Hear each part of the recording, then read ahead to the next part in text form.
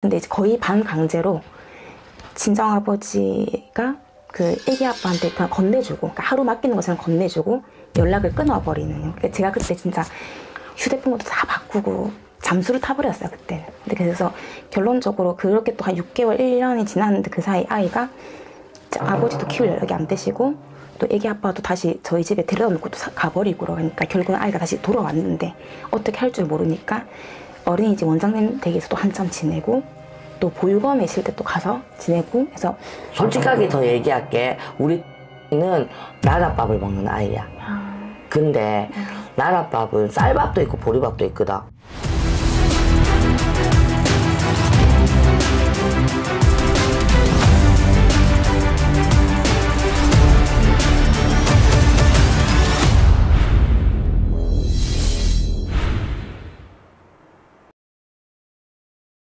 네, 안녕하세요. 네, 안녕하세요. 네, 만나서 반갑습니다.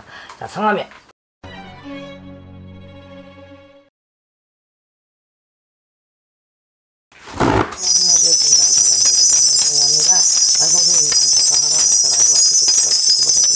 자, 우리 이신의 기준님으로 둘러봤을 때 사는 게 참 뻑뻑하다 그래. 안 듣고 안 보고 살라게 해도 내가 그렇게 사라지지가 않는다 그런다. 그리고 너무너무 미안한 얘기인데 아직은 34살이면 어린 나이야. 그런데 우리 이시 기준님 자꾸 기주 소리가 나와. 결혼을 했는 것 같아요. 그런데 우리 이시 기준님 진짜 미안한데 일부 종사가 힘들다. 네. 근데 2부 종사도 힘들다. 무슨 말인지 알겠어요? 사주 자체가, 내 삶 자체가 아무래도 참 굴곡이 많아야 되고요. 솔직하게 얘기할게. 네, 맞아요. 내 딴에는 아둥바둥 진짜 최선을 다해서 올라오려고 하는데 그 올라오는 길이 언제까지 올라와야지 내가 위로 올라올 수 있지? 사람이 지하에서 올라오면 자꾸 올라오다 보면 지하 2층이 돼야 되고 지하 1층이 돼야 되고 이제 지상 1층까지라도 올라와야 되는데 계속 지하에서 맴도는 것 같아. 맞아요. 무슨 말인지 이해가 네, 됐어요? 네. 그리고 내 어릴 때를 둘러봤을 때 우리 이신의 기준님 사주 자체가 승질머리가 없던 승질도 아니라 그래. 어릴 때 솔직하게 맞아요. 이야기해서 네, 맞지? 네. 자, 어릴 때 승질머리도 없던 것도 아니다. 지금은 착한 척. 나 다 성질 다 죽었다 그러면서 사는데 원래는 내 승질대로 내 째도래 하는 사람이고 내 위에 사람 없고 내 밑에 사람 없는 사람도 맞답니다. 맞아요? 자, 그런데 우리 이씨 우리 사례자분 네. 본인 장래까지 삼재였잖아, 맞지? 네. 삼재를 시작으로 해서 올해까지, 자, 올해까지도 계속 관제구설도 같이 끼어라 하는 형국도 들어와. 맞아요. 무슨 말인지 이해가 됐어요? 네, 계속 법원, 얼마 전까지만 해도 계속 법원 소송 일이 있어서 마무리된 지 진짜 며칠 안 됐어요. 그러니까 이게 지금 삼재를 접어들면서 계속 더 시끄러워라. 내가 30 몇 년을 살아오면서 지금까지도 힘들었다고 하지만 그 삼재 동안 이번 돌아오는, 그러니까 31, 32, 33이 삼재였잖아, 맞지? 네. 이 3년 동안은 더 힘들어 소리가 나왔거든. 맞아요. 유독 사유는 달랐는데 여러 가지 이유로 법원을 거의 4년, 5년째 거의 묶여서 그래서 저도 말씀하신 것처럼 이제 결혼 한번 하고 와가지고 자녀가 있거든요. 자녀도 이젠 중학교 1학년인데 아유야 일찍 갔다 왔네. 근데 자녀도 법원까지는 아닌데 1, 2년 사이에 이게 경찰서 가야 되는 상황이 생겼었고, 그러니까 그게 저로 인한 것도 있었고 자녀 때문도 있었고 계속 반복됐었어요. 3, 4년간.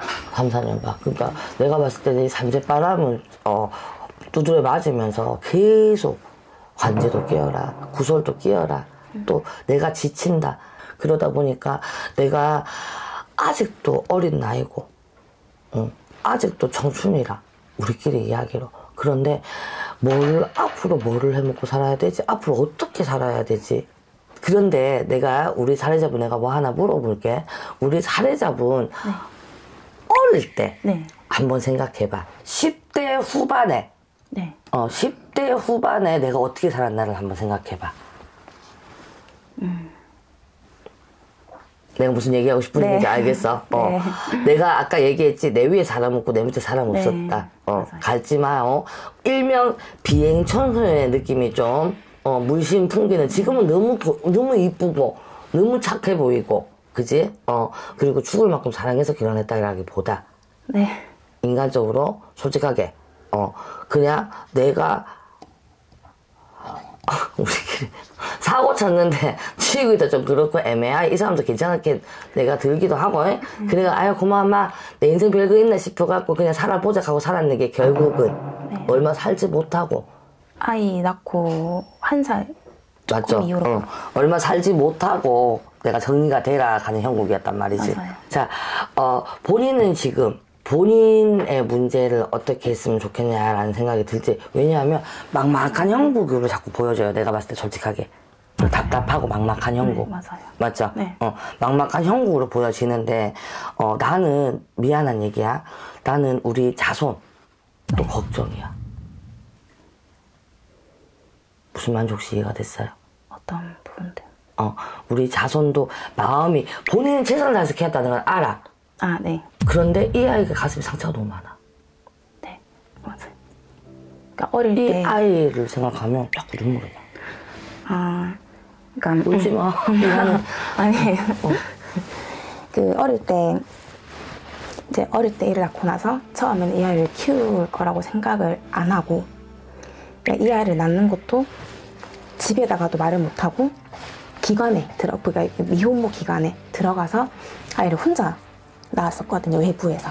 근데 낳았을 때 이 아이를 데리고 집에 들어가지 못하니까 이제 연계되는 그 보육원 같은 시설에서 입양을 보내자라고 처음에 해서 이제 저는 아기를 그 병원에서 낳자마자 바로 입양기관으로 처음에 보냈었어요.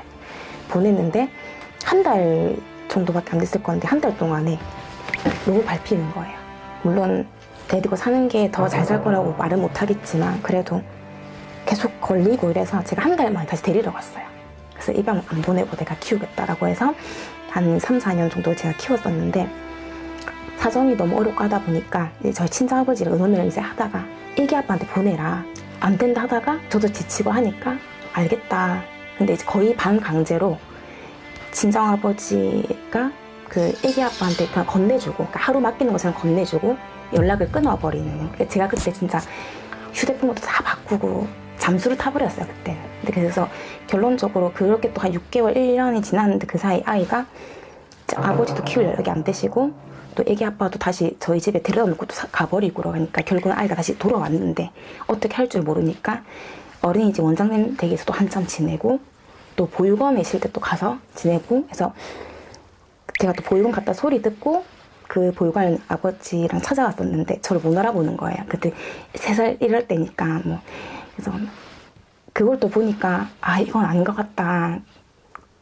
마음이 아파서 그냥 죽이 되든 밥이 되든 그냥 내가 키우자 싶어서 그때 다시 또 데려왔었어요. 그러니까 얘한테는 몇 번을 이제 그런 어린 시절에 반복되는 상황들이 있었던 남의 손에 갔다가 다시 제가 데리고 오고.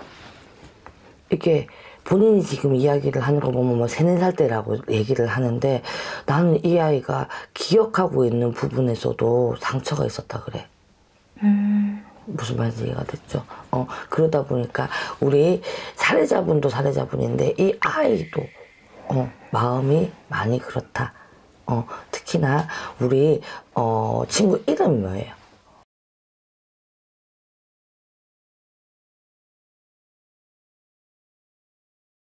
어릴 때 본인 3, 4살 때까지 그랬다. 그게 너무 그거는 이제 사실은 본인 마음이 아픈 거고. 네. 맞지? 내 마음에 내가 미안하고 아픈 네. 거고.